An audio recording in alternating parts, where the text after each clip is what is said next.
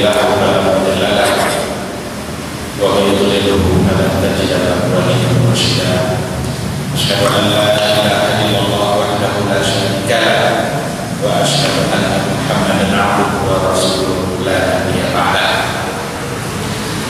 Ma'asyiral hadirin wal hadirat, Bapak Ibu yang dimuliakan Allah, mari sama-sama kita awali pertemuan kita dengan berbanyak dan syukur kepada Allah Subhanahu wa taala yang pada kesempatan yang sangat berharga dan berberkah ini kita bisa melangkahkan kaki kita menuju masjid Allah untuk kemudian kita berada di sebuah majelis zikir atau majelis ilmu yang dalam hadis Rasulullah SAW dijelaskan sebagai satu tempat yang nazalat alaihi sakinah, sallallahu alaihi malaikah, seperti yang dikatakan Ustaz tadi.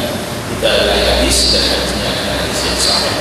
Allah turunkan rahmatnya dan para malaikat ikut mendoakan orang-orang yang ada pada majelis zikir. Dalam sebuah hadis dikatakan oleh Rasulullah SAW, man salaka tariqan yaltamisu fihi ilman sahalallahu lahu tariqan ilal jannah. Barang siapa yang menempuh satu jalan yaltamisu fihi ilman, tujuannya tidak lain adalah kecuali untuk mendapatkan ilmu, sahalallahu lahu tariqan ilal jannah, maka Allah akan memudahkan jalan bagi dia menuju surga. Maka sholat sebagai satu kewajiban sudah kita kerjakan. Berada di sebuah majelis zikir sebagai taman surga yang mudah-mudahan fadilah yang dijanjikan oleh Allah dan Rasulullah SAW itu semuanya bisa kita raih pada maghrib ini. Amin, amin ya rabbal alamin. Sama-sama kita memperbanyak salawat dan salam untuk Rasulullah SAW. Allahumma shalli ala Muhammad wa ala ali Muhammad. Mudah-mudahan kita sebagai umatnya selalu menumbuhkan rasa cinta kita kepada beliau. Kenapa demikian? Karena dia sangat mencintai kita. Rasulullah SAW sangat-sangat mencintai umatnya. Pada saat kondisi kritis, yang diingatnya bukan dirinya, tapi yang diingatnya adalah umatnya. Ini bukti bahwa Rasul mencintai kita. Akankah cinta ini tidak berbalas? Akankah cinta ini berbentuk sebelah tangan? Kita harus balas cinta Rasulullah SAW dengan cinta, dan kita buktikan cinta itu dalam kehidupan kita. Di antara cara buktikan cinta kepada Rasulullah SAW adalah dengan memperbanyak salawat dan salam. Selalu kita sebut dan selalu kita ingat. Karena kalau kita mencintai sesuatu, itu pasti akan sering kita ingat. Bohong itu kalau dia cinta sesuatu tapi dia tak pernah ingat. Sebuah kata Arab mengatakan, man ahabba syai'an aktsara min dzikr.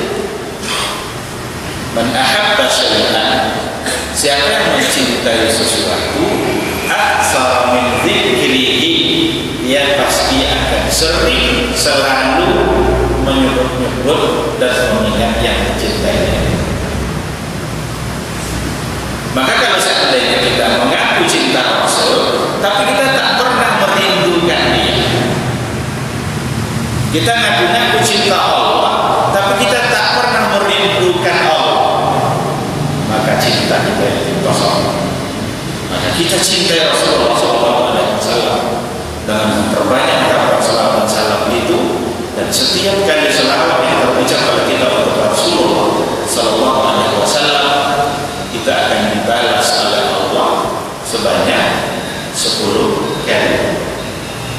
Dalam sebuah hadis dikatakan Rasulullah SAW, man shalla alaiya salatan sallallahu alaihi biha asyara. Siapa yang berselawat kepada saya sekali saja, maka Allah akan balas selawat itu sebanyak 10 kali. Beda makna selawat kita dengan selawat Allah. Karena yang mengucapkan selawat itu bukan kita saja. Kita ini sudah berada pada peringkat ketiga yang berselawat kepada Rasul. Yang pertama siapa? Allah. Yang kedua siapa? Malaikat. Ketika Allah dan para malaikatnya sudah berselawat, baru Allah memerintahkan kita. Dan itu Al-Quran yang mengatakan seperti itu. Innallaha wa malaikatahu yusalluna 'alan nabi. Sesungguhnya Allah dan para malaikat mereka berselawat kepada Rasul. Setelah itu baru datang perintah, ya ayyuhalladzina amanu sallu 'alaihi. Wahai orang beriman, nih Allah sudah berselawat, nih para malaikat sudah berselawat. Enggak mau kalian berselawat, kan itu artinya kan? Wahai orang beriman, sallu 'alaihi. Berselawatlah kepada dia. Dan ketika Allah yang berselawat itu punya makna, punya arti. Syekh Muhammad bin Shalih Al-Utsaimin dalam sebuah bukunya memberikan sedikit penjelasan tentang makna salat. Apa di antara makna salat Allah ketika Allah berselawat? Di antara maknanya adalah zakarallahu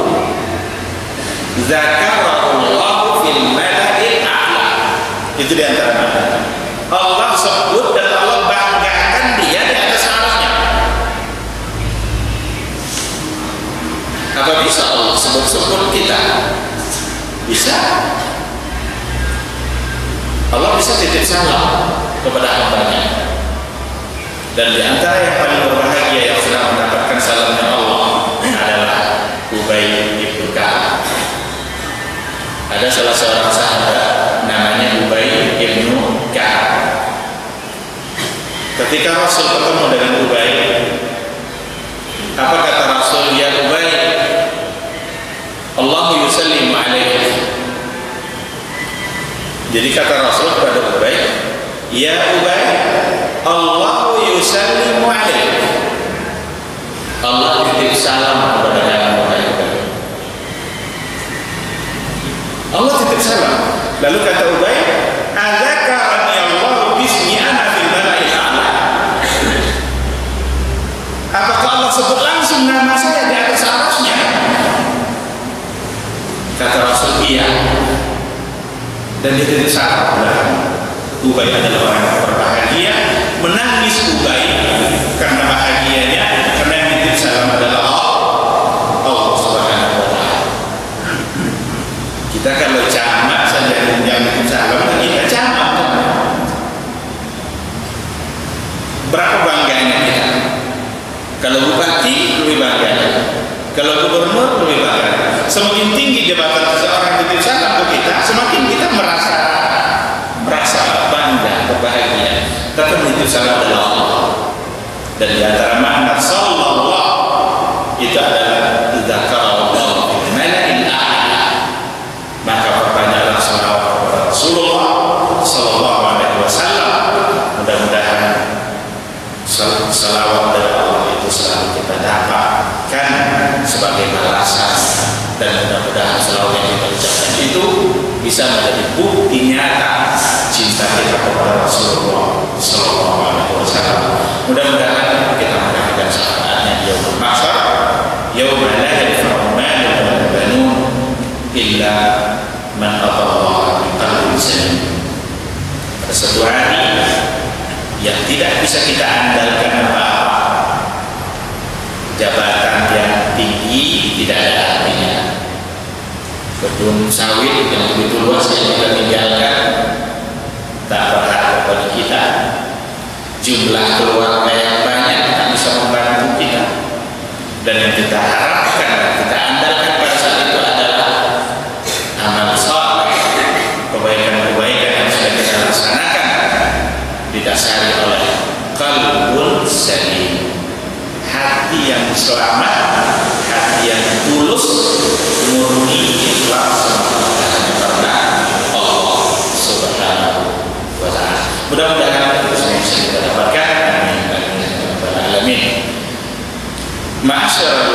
hadirin wal hadirat yang dimuliakan Allah, pada malam hari ini kita coba sedikit berbicara seputar fikih kurban.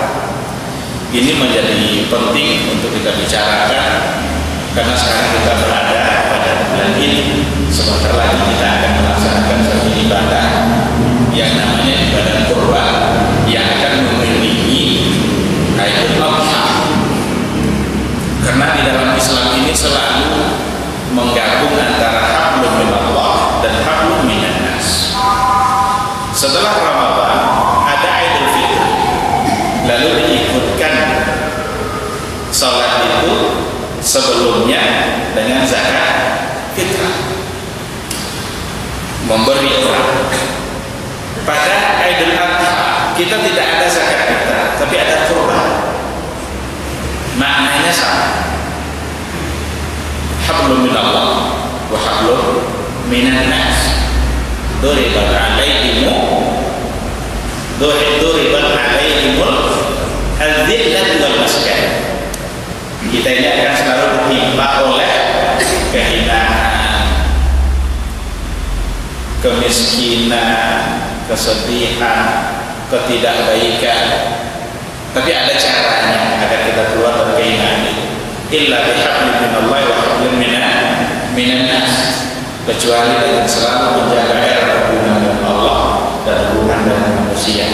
Baiknya kehidupan seseorang ketika dua hal itu terjaga, maka ibadah kurban yang akan kita laksanakan tidak berapa lama lagi, tentu diharapkan kita mengerjakannya sesuai dengan fikihnya. Kenapa demikian? Karena itu adalah ibadah, dan ibadah tempat mencontoh kita hanyalah Rasulullah SAW. Tidak ada tempat mencontoh ibadah selain daripada Rasul. Kalau seandainya ada orang lain yang bisa kita jadikan contoh selain daripada Nabi, kata Rasul begini, kata orang lain begini, lalu yang kita ikutkan orang itu, kan kita ikutkan Rasul. Berarti tidak ada gunanya Rasul diutus. Kalau dia Rasul, dan Rasul itu artinya adalah utusan yang membawa risalah, bukan hanya sekadar dibawanya untuk diri dia, tapi dibawanya untuk diri kita agar kita terapkan dalam kehidupan kita sehari-hari. Ada dua istilah yang terkait dengan masalah kurban kalau kita kembalikan kepada literatur atau dalil-dalil yang ada. Ada istilahnya kurban,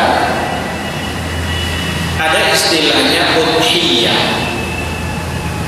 Dalam Al-Quran itu kecenderungannya menggunakan kata-kata kurban. Di dalam Al-Quran itu ada 3 kali kata kurban.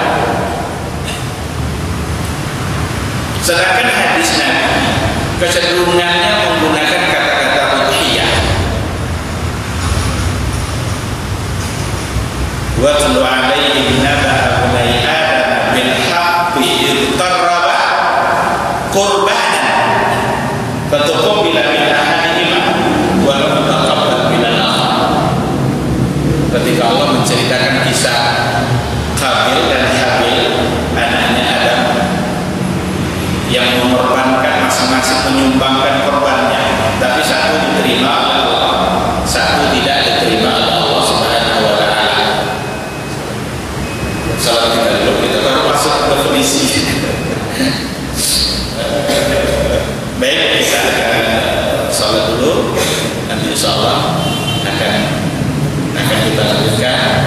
Kita baru pada definisi kurban.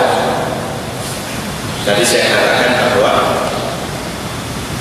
ada 2 istilah syar'i dalam masalah ini. Ada kurban, ada udhiyah.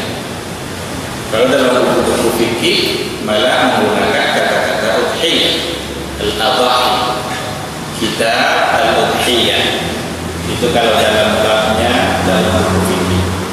Al-Quran Al-Karim lebih cenderung menggunakan kata-kata kurban. Secara harfiah, kedua kata itu memiliki perbedaan. Kalau kurban Itu artinya dekat. Qarba, kurban. Kalau qarraba itu mendekatkan. Karena kurban itu nanti tujuannya adalah mendekatkan diri kita kepada Allah Subhanahu wa ta'ala. Kalau udhiyah itu hewan yang dikurbankan. Hewan yang dikurbankan. Maka bahasa yang digunakan oleh Al-Qur'an itu lebih kepada tujuan kurban. Sedangkan bahasa yang digunakan oleh Rasulullah Sallallahu Alaihi Wasallam itu adalah istilah untuk hewan kurban itu sendiri. Maka dalam sebuah hadis dikatakan oleh Rasulullah Sallallahu Alaihi Wasallam, "Man kana lahu sa' wa lam yudhi fala yaqrabanna musalla." Barang siapa yang punya kelapangan rezeki, walam yudhi, Rasul di sini menggunakan kata-kata dhaha yudhi, tetapi dia tidak berkurban. Barang siapa yang punya kelapangan rezeki tetapi dia tidak berkurban, fala yaqrabanna musallana, maka enggak usah dekat-dekat musalla kami.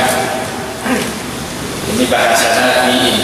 Mampu dia, banyak rezekinya, tapi dia tidak berkorban. Tidak usah dekat-dekat dengan musalla, tidak usah bersama kami. Seolah-olah Nabi itu akan bersama orang-orang yang tak mau berkorban pada saat dia mampu. Ini dari segi bahasa. Tapi kalau untuk nanti definisi korban, saya kira semua kita sudah mengerti bahwa korban adalah menyembelih hewan pada hari raya Idul Adha. Tujuannya adalah untuk mendekatkan diri kita kepada Allah Subhanahu wa ta'ala. Iraqatud dam itu sunnahnya. Menyembelih itu harus, karena ada pula orang yang mencoba-coba untuk memandang dari sisi lain, boleh tidak korban itu tak disembelih tapi duitnya dibagi-bagi.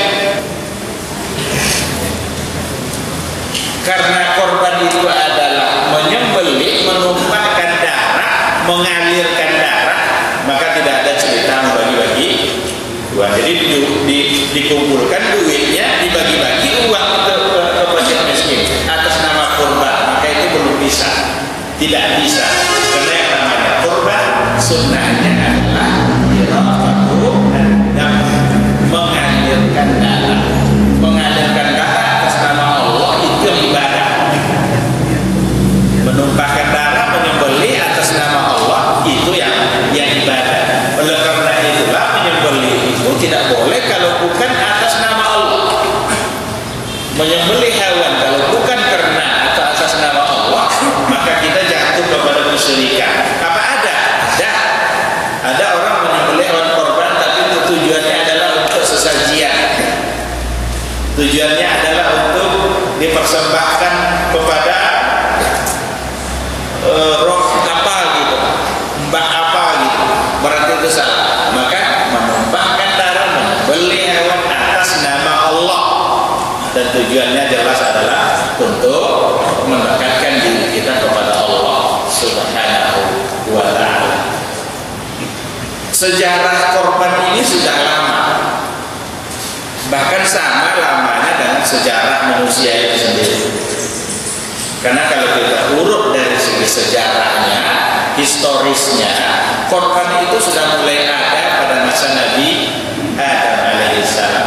Itulah ayat yang tadi kita baca, watlu alaihim naba'a bunai Adam bil haqqi idh qarraba qurbanan fatuqbila min ahadihima wa lam yutaqabbal min al-akhar. Ayat ini bercerita tentang Qabil dan Habil, dua anak Nabi Adam alaihissalam, yang keduanya menyumbangkan apa yang bisa dia korbankan, tapi satu diterima oleh Allah karena dia semata-mata ikhlas karena Allah, satu tidak diterima oleh Allah karena dia memberikannya untuk kepentingan dunia.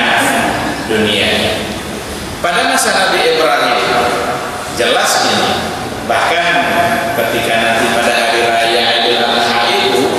kisah yang paling sering diangkat itu adalah kisahnya Nabi Ibrahim ketika ia mendapatkan perintah untuk menyembelih anaknya yang bernama Ismail. Falamma balagha ma'ahu sa'i qala ya bunayya inni ara fil manami anni adbahuk fanzur madza tara qala ya abati if'al ma tu'mar satajiduni insyaallah minas sabirin. Ketika Ismail sudah mulai menginjak dewasa, seorang pemuda itu biasanya adalah seseorang yang sedang sangat dibutuhkan oleh orang tuanya yang sudah tua. Ibrahim ketika itu umurnya sudah lanjut, karena dia mendapatkan Ismail saja itu dia sudah tua. Apalagi ketika Ismail sudah dewasa. Maka perintah Allah itu betul-betul datang pada saat dia membutuhkannya. Kalau orang tua lanjut usia, yang paling diandalkannya adalah anaknya. Dan sekarang Ismail menjadi seorang pemuda pada masa-masa tuanya sangat dibutuhkan oleh Ibrahim yang sudah tua. Maka pengorbanan Nabi Ibrahim itu betul-betul hebat. Ujian yang dihadapi oleh Ibrahim itu betul-betul ujian yang sangat berat. Pada saat dia membutuhkan Ismail, pada saat itu pula Allah menyuruh dia untuk menyembelih Ismail melalui mimpi, anni azbahu fanzur madza tara, apa pendapatmu wahai anakku. Ismail ternyata didikan seorang ibu yang namanya Hajar, tak tanggung-tanggung jawabannya. Katanya, ya abadi if'al ma tu'mar, wahai bapakku, laksanakan itu jika Allah yang menyuruh. Jadi ujian keimanan itu memang, kalau kata Ibnu Qayyim al-Jauziyah, qabiliyatul lil haqq wa indahha ma'ahabah, menerima kebenaran yang datang dari Allah meskipun konsekuensinya adalah mengorbankan sesuatu yang paling kita cintai. Ini bukti hati yang bersih, kesiapan kita untuk menerima perintah Allah meskipun konsekuensinya berat, meskipun konsekuensinya adalah mengorbankan sesuatu yang paling kita cintai. Tapi karena modalnya adalah Allah yang memerintahkan, dia siap untuk melaksanakannya apapun bentuk yang diperintahkan oleh Allah. Hari ini kita tidak diperintahkan untuk menyembelih anak, kita tidak diperintahkan untuk memberikan pengorbanan yang sangat luar biasa, tidak, hanya sedikit dari apa yang kita miliki. Maka wajar kalau Rasul mengatakan fala yaqrabanna musalla. Kalau seandainya tidak mau pada saat dia mampu, maka tak usah dekat-dekat musallakan. Nabi membahasakan musalla. Musalla itu kan tempat di mana seseorang menghadap Allah, di mana seseorang mengadukan nasibnya kepada Allah, tempat beribadah, tempat mendekatkan diri kepada Allah. Jadi Nabi itu kalau ada yang seperti itu, tidak mau dia bersama-sama dia berdoa, bersama-sama dia sholat, bersama-sama dia untuk mendekatkan diri kepada Allah. Kalau yang terapkan musallah, ini harus kita pahami baik-baik hadis Rasulullah SAW yang terkait dengan kurban. Hanya saja kalau kita bicara hukum, apa hukumnya kurban? Hadisnya sudah ada, ayatnya sudah ada. Apa hukumnya? Apakah hukumnya sampai ke tingkat wajib atau tidak? Ini kita masuk ke kajian fikihnya. Jumhur ulama mengatakan bahwa kurban itu sebegitu banyak hadis-hadis yang bisa kita baca, ancaman-ancaman yang datang dari Nabi. Tapi kata jumhur ulama tidak sampai ke tingkat wajib, adalah sunnah muakkadah. Berbeda dengan Abu Hanifah. Abu Hanifah mengatakan bahwa kurban itu adalah hukumnya wajib. Kenapa demikian? Karena di dalam ayat ada perintah dan di dalam hadis ada ancaman. Fasalli li lirabbika wanhar,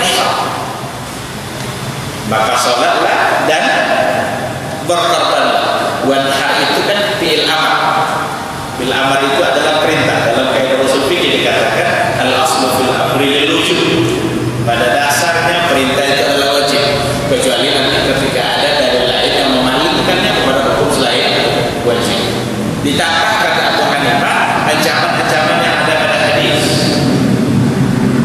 Akan tetapi jumhur ulama, mayoritas ulama mengatakan tidak sampai ketika wajib, tetapi adalah sunnah muakkadah. Hanya saja jangan kita andalkan kata-kata sunnah untuk meninggalkan sesuatu.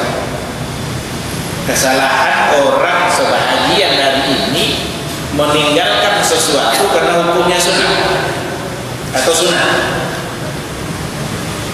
Kamu kenapa tidak begini? Kan tidak wajib. Nah, kata-kata kan tidak wajib ini harus kita hati-hati. Kenapa kamu tidak sholat berjamaah? Kan boleh juga kalau kita sendiri. Maka kalau kita mau menganalogikan hukum, Ibnu Hazm mengatakan sholat berjamaah kan wajib karena ancamannya berat. Tetapi jumhur ulama, tetap mengatakan hukumnya adalah sunnah muakkadah. Tetapi jangan kata-kata sunnah muakkadah itu membuat kita jadi tidak bersemangat melaksanakannya. Yang harus kita ingat adalah fadilah-fadilah atau keutamaan-keutamaan yang akan kita dapatkan dalam mengerjakan sebuah ibadah meskipun hukumnya adalah sunnah muakkadah. Apa bukti oleh jumhur ulama bahwa hukumnya tidak sampai kepada wajib? Bahkan ada di antara sahabat yang sengaja meninggalkan korban agar tidak dikatakan wajib. Oleh sahabat-sahabat lain yang tidak mengerti atau yang belum paham dengan agama Islam. Maka Al-Imam Asy-Syafi'i dalam kitab Al-Muwafaqah itu menyampaikan beberapa riwayat yang terkait dengan ini. Ibnu Abbas itu pernah berkorban hanya dengan sedikit daging saja. Katanya inilah korban Ibnu Abbas tahun ini. Tetapi sekali lagi itu tujuannya bukan karena dia tidak ingin berkorban, tapi dia ingin menggambarkan bahwa hukumnya tidak sampai ketika wajib dengan arti kata menurut zuhur kalau kita tinggalkan kan dosa. Jumat kalau kita tinggalkan 3 kali berturut-turut bisa jadi kufur. Jadi tidak sampai ketika itu pengertian wajibnya itu. Tetapi sunnah muakkadah, sunnah yang sangat ditekankan, yang sangat diharapkan kepada kita untuk mengerjakannya karena fadilah-fadilah yang begitu besar yang akan kita dapatkan. Apa fadilahnya? Banyak. Jangan sampai nanti kita masuk kepada satu ayat, kalau nanti kita sudah meninggal, kita malah teringat-ingat dengan sedekah atau korban. Wa yaqulu rabbi laula akhartani ila ajalin fa as-sadaqa wa akun min as-salihin. Jadi ada saatnya nanti orang kalau sudah meninggal, ya Allah kok tidak ditunda mati saya agar saya bisa bersedekah. Ini ayat ketika bicara fa as-sadaqa. Ini ada makna di sini. Kenapa ini yang diingat? Menandakan bahwa sesuatu yang kita berikan untuk orang lain semasa kita hidup itu sangat bermanfaat bagi kita nanti di hari akhirat nanti. Sehingga ada orang yang ingin kembali hanya sekedar untuk bersedekah. Dan kurban adalah bagian dari sedekah atau sesuatu yang bisa kita berikan untuk orang lain. Jadi fadilahnya sangat besar. Bagaimana dalam masalah kurban itu kelihatan kepedulian kita kepada masyarakat. Dalam berkorban itu kelihatan bahwa kita ini hidup tidak hanya memikirkan diri kita sendiri, tapi yang kita pikirkan adalah kemaslahatan orang secara bersama-sama. Fadilah, keutamaan, dan itu adalah ajaran Islam. Itu adalah ajaran Rasulullah SAW. Kalau ada orang-orang liberal mengatakan bahwa Islam ini tidak toleran, heran kita dengan orang-orang liberal ini. Tidak toleran katanya Islam itu. Padahal tidak ada agama yang toleran agama Islam, yang punya rasa kepedulian kepada orang lain melalui Islam itu tidak ada. Islamlah, ajaran Islamlah yang dibawa oleh Rasulullah SAW yang selalu menggabung antara kepentingan dia dan orang lain, kepentingan dunia dan akhirat. Kan itu. Dan dalam ibadah kurban ada fadilah seperti itu. Saya tidak akan sampaikan semuanya. Saya ada ringkas ini dalam sebuah catatan, bisa saya tinggalkan karena saya ingin kita nanti lebih banyak bertanya jawab. Lalu apa yang akan bisa kita korbankan? Apa hewan yang disunahkan oleh Rasulullah untuk kita korbankan? Ada 3. Kalau kita tidak punya onta ya, ada onta, ada kerbau atau sapi, ada kambing. 3 inilah hewan yang menjadi hewan kurban. Apakah ada hewan kurban selain ini? Kurban dalam artian syar'i tidak ada. Tidak ada korban ayam potong, tidak ada korban ikan lele, tidak ada korban-korban yang lain. Ada 3. Cuma dalam kajian fikih ada sedikit perdebatan di kalangan para fuqaha, manakah yang lebih afdal, kambingkah atau kerbau dalam berkorban? Di sini ada perbedaan di kalangan para fuqaha. Ada yang mengatakan bahwa yang afdal adalah kambing. Kenapa demikian? Karena Nabi Muhammad SAW berapa kali dan berapa ekor yang dia korbankan, yang dia sembelih, semuanya kambing. Tak pernah Rasul itu berkorban atau menyembelih unta sebagai korban untuk dirinya. Semua kambing. Bahkan dia pernah berkorban 100 ekor. Semuanya kambing. Jadi disembelihnya sampai ke yang 60 capek dia. Tentu ya 60 yang dipotong deh kan. Potongnya dipanggil Ali tolong lanjutkan sampai 100. Jadi kami kira Rasul itu miskin. Banyak orang yang tahu Rasul itu miskin. Salah. Rasul itu kaya. Cuma Rasul itu kekayaannya tidak langka di tangan dia. Pelawak kan banyak juga, tapi pitir tak kayak di bawah. Ingin pitir tapi di kantong. Kalau di kantong itu tahu tak diganti dia letak kan. Ya boleh diganti kalau tak kalau Pak Ben kalau nggak diganti dia. Tapi kalau ada aja boleh diganti. Maka Rasul kaya dia sebetulnya, cuma kekayaan itu tak pernah lama di tangan dia. Bahasanya kata Rasul, saya jamin belum sampai 3 hari semuanya sudah habis dibeli.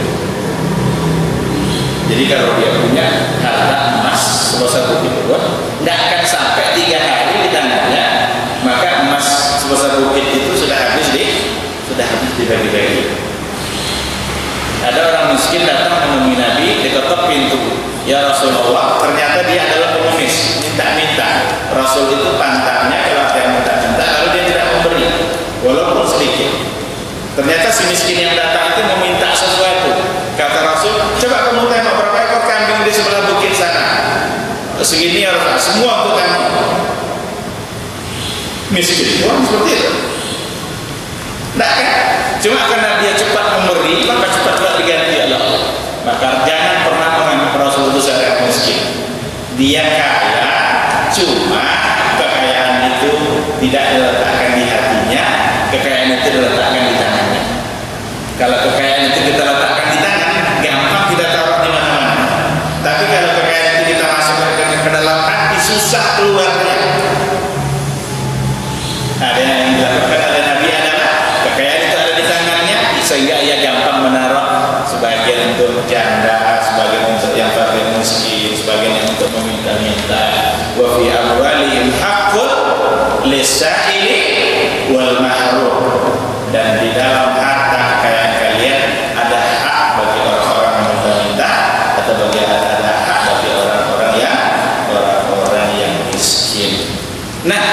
100 ekor dia. Pernah juga dia menyembelih hanya 2 saja. Yang pertama disembelihnya hadza li wa li ahli. Ini adalah untuk saya dan keluarga saya. Yang kedua disembelih oleh Nabi hadza li ummati. Ini adalah untuk umatku yang tak sanggup untuk berkorban. Jadi semuanya adalah kambing, sehingga sebagian ulama mengatakan yang afdal adalah kambing, karena tak mungkin Nabi meninggalkan yang afdal. Kalau memang yang afdal adalah onta, Nabi akan ambil itu, tapi Nabi hanya berkorban kambing. Ini golongan pertama. Yang kedua, dan ini yang lebih banyak, mengatakan bahwa yang afdal adalah onta, yang kedua adalah kerbau, yang ketiga baru kambing. Apa dalilnya? Dalilnya diantaranya adalah fadilah cepat-cepat masuk masjid di hari Jumat. Kan ada hadis, barang siapa yang pertama masuk masjid di hari Jumat, seolah-olah ia berkorban seekor onta. Yang kedua masuk masjid seolah-olah berkorban kerbau. Yang ketiga masuk masjid seolah-olah berkorban kambing. Tidak mungkin onta nomor 1. Kalau memang kambing lebih afdal. Ini alasan jumhur ulama. Jadi katanya onta lebih afdal karena Nabi menempatkan onta pada yang pertama untuk orang pertama masuk masjid di hari. Jadi sesuatu yang sudah kita berikan atas nama Allah, kita sembelih atas nama Allah, tidak usahlah kita ngambil keuntungan duniawi lagi dari apa yang sudah kita berikan atas nama Allah Subhanahu wa Ta'ala. Di sini memang ada didiskusikan oleh para ulama, termasuk diantaranya sedikit Abu Hanifah yang agak longgar, khusus kaitannya dengan kulit. Karena sering muncul pertanyaan ini, boleh tidak menjual kulit hewan korban? Berdasarkan kepada hadis tadi, jangan dijual. Tapi kan orang sering nyari-nyari alasan, oh Pak Ustaz kalau tidak dijual nanti mubazir, nanti buang-buang, daripada buang-buang. Nah ini yang sering muncul alasan. Saya tidak yakin juga kalau itu akan jadi mubazir, karena banyak orang yang mau. Mungkin sebagian ada yang tidak mau, tak usah dikasih. Tapi sebagian yang mau, berikan kepada dia kalau memang dia adalah mau. Tetapi lagi-lagi ini Abu Hanifah, kalau seandainya memang akan ada mubazir seperti itu, daripada mubazir, maka kemungkinan dijual itu boleh, tetapi tidak digunakan untuk kebutuhan pribadi. Masa kita sudah menyumbangkan korban kita, lalu kita ambil lagi duit dari apa yang sudah kita sumbangkan atas nama Allah? Tidak. Kalau memang itu terjadi, digunakan untuk kebutuhan yang lebih umum, yang bersifat sama-sama. Tapi menghindari untuk menjual itu lebih baik agar kita tidak bertanya-tanya, agar kita lebih puas.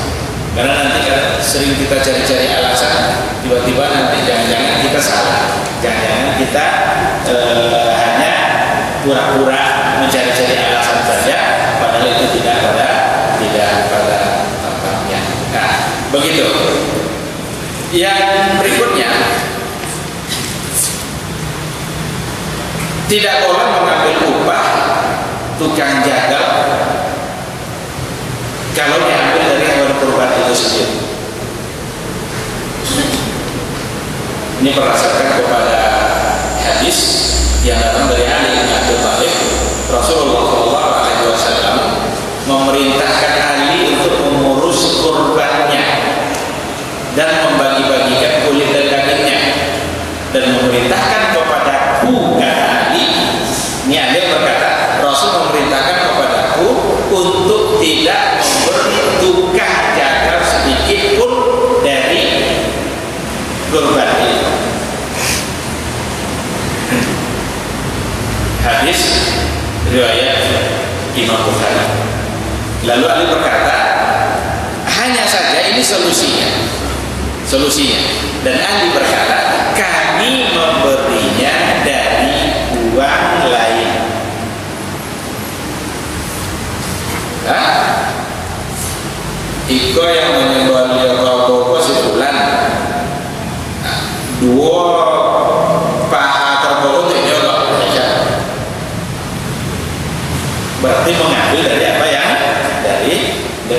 mengkhususkannya, itu yang harus dihindari. Tapi berdasarkan kepada riwayat ini, kalau seandainya apa ini diberi, ambil dari yang lain yang tidak ada kaitannya dengan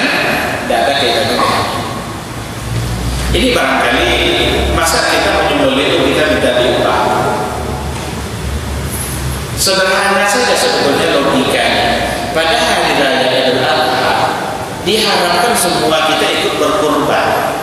Cuma kan tidak semua kita yang ikut berkurban dalam bentuk kerbau atau sapi atau dalam bentuk kambing, karena sebagian kita tidak mampu. Tapi ketika kita tidak mampu mengorbankan harta kita untuk membeli kambing dan kerbau, tak maukah kita mengorbankan tenaga kita? Orang kerbau yang diberinya ke kita masa motong-motong itu kita terima? Kan itu? Maka alangkah baiknya di hari itu tidak ada kita bercerita tentang upah, tapi kita justru di hari itu hanya bercerita tentang ridha Allah dan pahala yang akan didapatkan dari Allah. Si ulang kerbau yang diberikannya, tangan saya akan saya berikan untuk mencincangnya, tidak usah pakai upah. Kan itu seharusnya. Ini logika sederhana sebetulnya yang harus kita pahami. Oleh karena itu pada hari raya Idul Adha itu hari raya kurban, di mana semua kita sebenarnya memberikan kurban apa yang bisa kita berikan. Ada yang mengorbankan tenaganya, ada yang mengorbankan hartanya, ada yang mengorbankan waktunya. Seharusnya ia ada di mana-mana untuk nyari rezekinya. Sekarang dia ada di sini bersama-sama dengan kita, ikut bergembira di hari raya. Maka sebaiknya tidak usah lapor cerita upah pada hari itu, agar kita ikut memberikan apa yang kita bisa, meskipun hanya tenaga. Itu maka datang sebenarnya. Tapi kalau harus juga ambillah dari yang lain, agar kurban ini utuh, karena diniatkan hanya untuk Allah saja, bukan untuk hal-hal yang lain. Nah, jadi tidak sabar sana. Hanya janji saja. Kita kalau tidak sabar berani lagi. Janji tadi. Nah, silakan. Silakan. Bukan korban cuma beliau mengambil daging orang ya. Iya. Ini betul juga guys. Bapak misalnya kan. Seperti itu. Nah, misalnya orang beliau memakai rambut seperti itu, misalnya macam itu, ada kaji rambut seperti itu. Ya. Semuanya akan kita kembalikan kepada hadis atau dasar-dasar yang datang dari Allah dan dari Rasulullah SAW. Untuk kurban, Nabi jelas-jelas mengatakan, kulu wadakhiru watasaddaqu. Jadi tidak semua yang kita sembelih atau semua hewan yang kita korbankan itu kita berikan semuanya ke orang lain. Tapi Nabi mengatakan kulu. Bahkan setelah itu wadakhiru, simpan pula. Sehari ini kita makan, sore kan mau makan ya, simpan pula sedikit. Watasaddaqu, kemudian sedekah. Dari mana datang istilah sepertiga itu? Ada tiga dari tiga, maka diambillah sebagiannya dalam arti kata sepertiga. Cuma memang kebanyakan dari masyarakat kita biasanya ketika dia sudah menyerahkan kurbannya, dia tidak memikirkan lagi jangan sampai kurang sepertiga saya. Jarang saya dengar yang membahasakan itu. Justru dia sudah mengikhlaskan untuk dinikmati oleh banyak orang. Tapi ada apa dia? Ada apa dia untuk mengambil dari apa yang dikorbankan tadi? Ya memang kadang-kadang kalau perasaan Allah kan rasanya benar-benar korban tidak jelas.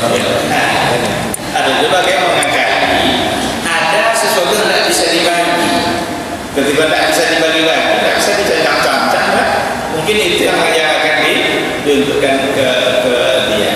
Tapi ya mudah-mudahan itu tidak menyalahi. Cuma jangan dibahasakan sebagai upah. Jangan diharuskan. Kalau diharuskan, kalau tidak itu terjadi, kan? Tapi ketika ada yang memberikan, ya barangkali sebagai penghormatan, tapi bukan atas nama upah. Apalagi tadi hak yang seharusnya sepertiga, tidak luas seperti gol, tapi boleh kalau dia ingin mengambil sampai sejumlah itu. Bagus juga kalau seandainya dikasih tahu yang punyanya. Artinya bukan kebijakan panitia, karena hewan korban bukan milik panitia. Hewan korban bukan milik panitia. Sama dengan menjual kulinya, itu kan panitia menjual. Kalau jual poli kan harus punya hewan. Korban bukan milik panitia. Hewan ini sudah diniatkan memang disembelih atas nama Allah dan bukan lagi milik orang kaya tadi, karena dia sudah serahkan. Jadi siapa yang berhak sekarang menjual ini? Ini milik Allah yang harus tujuannya mencari ridha Allah Subhanahu wa taala. Jadi tidak boleh lagi untuk dijual. Tapi kebijakan seperti ini tidak atas bahasa upah, sebaiknya datang dari yang punya hak sendiri, bukan dari panitia. Allah. Iya. Ada beberapa, ada sedikit lagi ya. Nanti kita akan bertanya lebih panjang. Ada ketentuan-ketentuan yang terkait dengan hewan kurban. Hewan kurban itu tidak boleh cacat, tidak boleh yang buta, tidak boleh yang kurus tak berdaging. Ini menandakan kebersihan hati saat kita memberi. Masa kita mengorbankan sesuatu yang cacat? Jangan-jangan nanti yang cacat itu, kalau seandainya ada orang punya 10 kambing, lalu ada satu cacat, yang cacat ini yang diberikannya. Jangan-jangan karena dia sudah tidak suka sama kambing itu, maka jadi keikhlasannya kurang. Nampak di situ siapa dia dan bagaimana hatinya, maka Nabi meminta kita untuk menghindarkan. Jangan berikan korban kita yang tidak berdaging, karena yang akan diharapkan orang adalah daging. Cuma ada kadang-kadang persoalan terjadi, cacat seperti apa yang dimaksud. Kalau untuk cacat bawaan itu sudah pasti. Jadi saat kita membeli itu, ini mahal-mahal semua, tapi ada satu yang buta, murah, udahlah saya ini aja. Itu satu kesalahan. Kan apa di situ kan? Bagaimana kita tidak ikhlasnya kita dalam memberikan harta kita. Masa kita cari yang paling buruk? Maka Nabi meminta jangan berikan yang tidak kita suka, karena kita memberi itu pada dasarnya adalah memberi sesuatu yang kita sukai. Lan tanalul birra hatta tunfiqu mimma tuhibbun. Tidak akan kalian dapatkan, tidak akan kalian raih kebaikan dari Allah itu sampai kalian memberikan sesuatu yang kalian cintai. Ini landasannya kenapa korban tidak boleh memberikan hal-hal yang seperti itu. Tapi ada nanti kadang-kadang kasus terjadi. Contoh, kita beli kerbau dari daerah yang agak jauh, tiba-tiba menjelang sampai ke sini tabrakan mobil yang bawa kerbau tadi, luka sedikit. Apakah ini cacat yang membuat dia tidak boleh dikorbankan lagi? Berarti kan bukan bawaan kan? Nah, di sini nanti akan ada istiah. Di sini nanti akan ada pandangan para ulama. Kalau mati dia jelas itu kan sudah. Tapi ketika nanti ada tergores, ada luka, tapi bukan bawaan, ini nanti akan ada istihad yang datang dari para ulama. Kalau seandainya bisa diganti, itu lebih bagus. Kalau bisa diganti, itu lebih bagus. Tapi kalau tidak, lo kan jadi berkorban tidak gara-gara lupa itu, maka silakan untuk disembelih. Maka makna dari cacat yang ada pada kecenderungan makna yang disepakati itu adalah ketika cacatnya cacat bawaan yang memang dari awal dia sudah cacat dari awal, bahkan yang tanduknya patah. Itu janganlah memberikan sesuatu yang tidak kita senangi atau tidak kita sukai, tapi berikanlah sesuatu memang bagi kita itu adalah baik dan kita mengenainya. Saya tidak akan sampaikan semuanya, cuma barangkali kita akan bertanya jawab. Saya akan buka ruang untuk bertanya atau meluruskan dari apa yang saya sampaikan. Penyembelihan, apakah di dalam agama Islam ada rukun dan syarat penyembelihan? Karena bukan penyembelihan hewan korban aja, kan penyembelihan ayam kadang-kadang berusi kayak yang menyembelih ayam itu, kan? Jadi adakah syarat dan rukun dalam penyembelihan? Ya, dia tidak disebut dengan syarat atau rukun, tapi ada ketentuan yang terkait dengan penyembelihan. Di antaranya menyembelih harus dengan membaca Bismillah. Maka dalam menyembelih korban itu Bismillahi Allahu Akbar. Bismillahi Allahu Akbar. Dan tidak ada larangan bagi seorang perempuan untuk menyembelih. Tidak ada hadis yang nyata-nyata melarang jangan perempuan menyembelih, tidak. Mau ayam, mau cuma jangan berusia lagi mengandai kalau tidak boleh berusia. Tapi secara hukum tidak ada perempuan yang melarang, dibolehkan. Jadi kita tidak boleh membuat ketentuan yang tidak ada. Sama dengan tidak ada ketentuan bahwa yang kita korbankan itu harus janda dan ada ketentuan tertulis sebentar nomor 3 Assalamualaikum warahmatullahi wabarakatuh.